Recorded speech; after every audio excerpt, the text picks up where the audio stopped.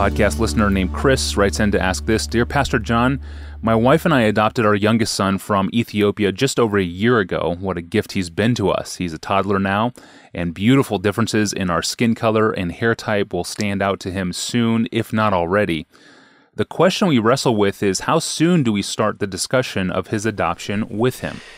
Great question. I'm glad it was asked, and I pulled Noelle and Talitha together last night to ask them this question. My wife and daughter, Talitha's adopted. She's 18 now. She remembers a lot of how we did this, and so we asked her how she felt about it.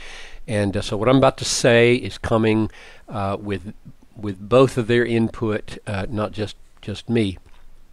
In fact, Talitha said that the things she appreciated and values and remembers might not always work with all her friends that she knows who are adopted. So I don't want anybody to say, we've got the last word here, every family is the same. It's not. Our conviction is that from the very beginning, as soon as this kid can hear you talk, adoption should be a reality spoken of the way birth and eating and playing and sleeping and all other ordinary realities of life are talked about. So you just talk about it. There's adoption. So your 2-year-old hears you talking about children being adopted and children being born, and he doesn't know what either of those mean. He doesn't know the word adopted. He doesn't know the word born yet. He's just hearing you talk about it. But little by little, understanding dawns. And with every new perceived growth in understanding, Mom and Dad fill in more and more of the missing pieces. In other words, you are never hiding from this kid that he's adopted. And you're never hiding the concept of adoption, and they grow organically together. Get good children's picture books. I'm talking about a picture book that a kid eats, the board kind that they don't know what you're doing. They just chew it. Well, get those, and when they're 6 months old, 9 months old, 18 months old, whatever will work, set those books in front of them with kids of different color, and these books are about adoption or non-adoption. They're about a whole range of kids growing up together and transracial adoptions. There are a lot of good books out there for this. Find them and make sure you're just reading about it and talking about it, quite apart from applying it to your own kid. This is reality. So the books grow with the child, and the board books at the beginning that they chew on, and then more sophisticated books, and very soon this kid's going to have some questions, and then you're just going to answer those questions. Talitha remembers from very early a book about hair. It was just about hair and the African American experience of hair. And she didn't have any self-conscious at the time being African American at all. But she says she can remember this. So she was probably 3 maybe? I don't know. Have little different kinds of hair, which was helpful. You don't wait until a magic moment to say you were adopted. This is spoken from the beginning. Like you have 5 toes and you have eyes, and some kids have brown eyes and some have blue eyes. You have brown eyes. Some kids are adopted. Some kids come another way. You came by adoption. And they'll be so confused. But they're happy, they're happy.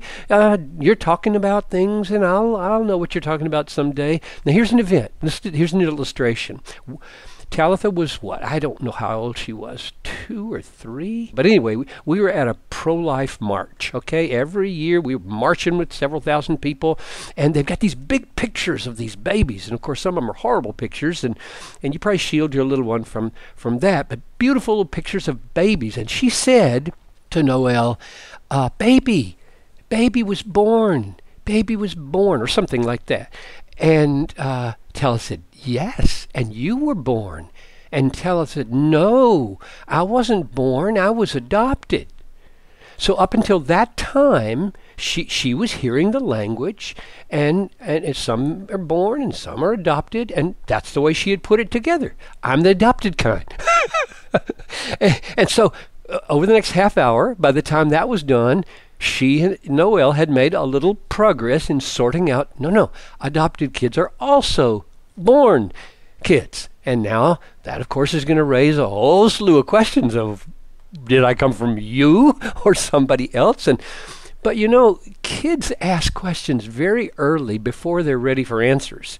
And the Lord gives you wisdom to know the kind of helpful thing to say that gives them just enough of what they need to run off and be happy with their friends before you give them a big lecture that they weren't even intending to ask about. Of course, you need answers ready when the hard questions come. Why did my mommy give me away? Okay? You need an answer for that. Who is my daddy? Why didn't he stay around? Why don't we know who he is? Did he not care about me? I mean, those are the questions for which there are Christian answers. And mainly you try to discern at those moments where the child is and what they really want to know, and you massively affirm that you have chosen them. You care for them. You are mommy and daddy. They are loved by you, and then you provide them whatever you can about the hardship that mom and dad were going through that made it very hard for them to love you the way they wanted to, and something like that. So the principle is adoption is normal and wonderful and a perfectly natural process of life. Speak of it that way from the very beginning. God adopted us. Lots of kids and children are adopted. There are a lot of adopted families. We chose you. We wanted you. You are very precious to us. You are here, and I am your daddy, and I will always be here for you. You're safe. Thank you for your example, Pastor John, and thank you, Noel and Talitha, for your input in this episode. I'm sure it's going to help a lot of people, so thank you for that. This is the third and final part of a little series of episodes on adoption. Be sure to check out the two previous episodes, number 349 and 350, for more if you haven't heard those. Well, adoption is a joy to talk about, and it's so wonderful to see happen. But there are subjects on this podcast that we address that are neither joyful to talk about nor wonderful to see happen, and that will be the case tomorrow when we address the subject of suicide and salvation. It's a question that has hit home for Pastor John over the years. It's a very personal question for him, and we'll talk about that with him tomorrow. I'm your host, Tony Reinke. Thanks for listening to the Ask Pastor John podcast.